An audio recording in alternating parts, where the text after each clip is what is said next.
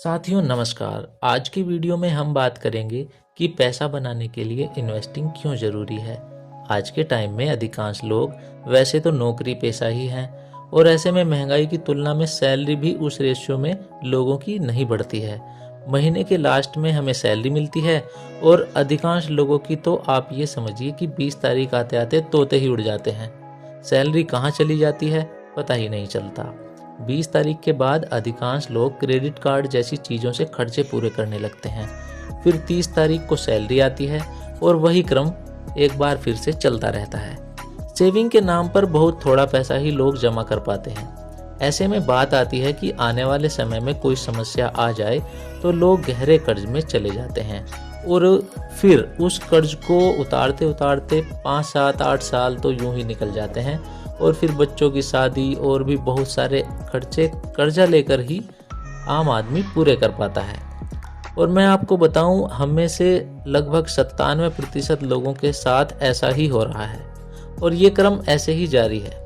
तो इस बात को ध्यान में रखते हुए हमें एक ऐसे टूल की ज़रूरत है जो कम से कम भविष्य में तो हमें कर्जे में ना रहना पड़े या जब भी हमें ज़रूरत हो तो वो हमारे लिए हेल्प करे, दर दर की ठोकरें खाने से हमें बचाए।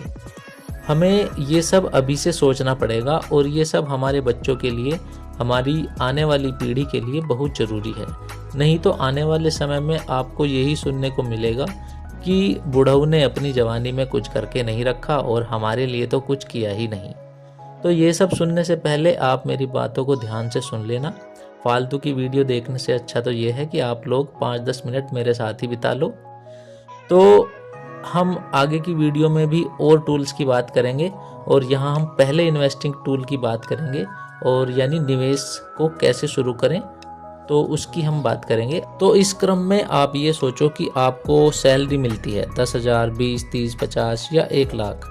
तो आप विश्वास करो कि अगर आपकी सैलरी 10,000 हो या 1 लाख हो तो वो आपको हमेशा कम ही लगेगी, क्योंकि जब सैलरी आनी शुरू होती है तो खर्चे भी उसी अनुपात में बढ़ने लगते हैं। तो सबसे पहले हम इस बात पर ज़्यादा ध्यान देंगे कि जो हमारी सैलरी आ रही है उसमें से अगर हम उसका 10%, मात्र 10% की यहाँ पर मैं बात कर रहा हूँ, उसको अलग रख दें तो जो बाकी का 90% बचा है उसे हम कैसे मैनेज करते हैं, यानी उस बची हुई धनराशि में हम अपना खर्च पूरा चला पाते हैं या नहीं। यदि हम ऐसा नहीं कर पाते हैं और वह पैसा भी हमें कम लगने लगता है तो इस बात से ये पता चलता है कि या तो हम अपने पैसे का ठीक से मैनेजमेंट नहीं कर पा रहे हैं, उसको ठीक से मैनेज नहीं कर रहे हैं, या हमने अपने खर्चों को बिना मतलब के अनावश्यक रूप से बढ़ा लिया है। तो अब सबसे पहला और सबसे ज़रूरी, मेरे शब्दों पर ध्यान देना आप, सबसे पहला और सबसे ज़रूरी काम हमें ये करना है कि अपने वेतन का, चाहे आपका वेतन कितना ही हो, उसका 10% एक तरफ अलग निकाल कर रख लेना है और उसकी तरफ देखना भी नहीं है बिल्कुल। ऐसा समझ लो कि उसको भूल जाओ।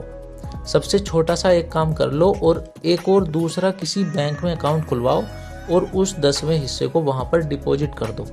एग्जाम्पल से समझो, मान लो कि आपको 20,000 रुपये महीने का वेतन मिलता है।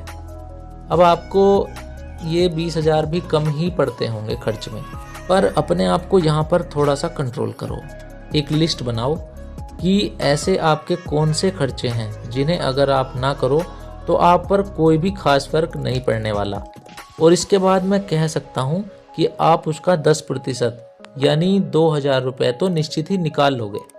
आप विश्वास करो, इन 2,000 रुपये को आप किसी दूसरे अकाउंट में जमा करो। ध्यान इस बात का रखना है कि इन्हें जमा करके भूल जाना है। सोच लेना है कि ये 2,000 रुपये आपको मिले ही नहीं।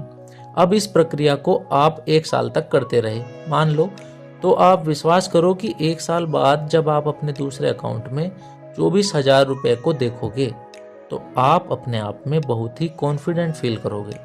आपका आत्मविश्वास अपने आप ही बढ़ जाएगा, क्योंकि आप अब अपना खर्च 18,000 रुपये में आराम से चला लेते हो, क्योंकि आपको उसकी आदत पड़ गई है।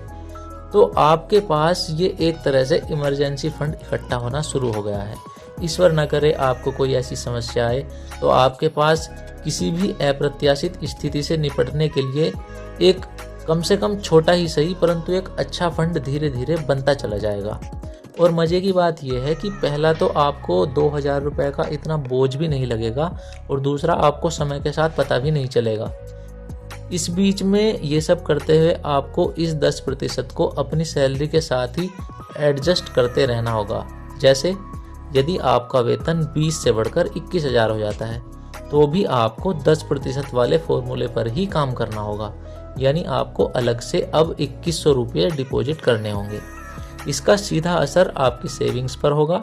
समय के साथ आपकी स्थिति बहुत बेहतर बनती चली जाएगी, आप इस बात का विश्वास करें। इसका एक अच्छा प्रभाव आपकी हेल्थ पर भी होगा और जब आपकी सैलरी में बढ़ोतरी होगी तो आपको उसका 10% अलग निकालना बिल्कुल आसान लगने लगेगा। तो ये आपका एक तरह से इन्वेस्टिंग का पहला टूल बन जाएगा, क्योंकि सबसे पहले हमारे अंदर एक आत्मविश्वास का होना बहुत ही ज़रूरी है। और आपको बता दूं, सबसे बड़ा आत्मविश्वास आदमी को उसके अपने पास अवेलेबल पैसे से आता है, जो पैसा उसके पास उपलब्ध होता है, जो उसका अपना पैसा होता है। चाहे आप इस बात को आजमा कर देख लेना कि पैसे होने और पैसे न होने पर अंदर से आत्मविश्वास को कितना इफेक्ट पड़ता है। तो भविष्य में आपको किसी भी प्रकार से समस्या ना हो, उसके लिए आपको इन्वेस्टिंग के पहले टूल की आवश्यकता होती है और आप इसे अभी से शुरू करें। आपके लिए ये छोटी सी शुरुआत करना ही बहुत बड़ी बात होगी। ये छोटी लेकिन मजबूत और दमदार शुरुआत होगी, आप विश्वास करें। तो हम आशा करते हैं कि ये वीडियो आपको पसंद आई होगी। हमारे चैनल को भी सब्सक्राइब कर लीजिएगा और वीडियो को लाइक और शेयर जरूर करें। आपसे अगले वीडियो में पुनः भेंट होगी। तब तक के लिए नमस्कार, जय हिंद।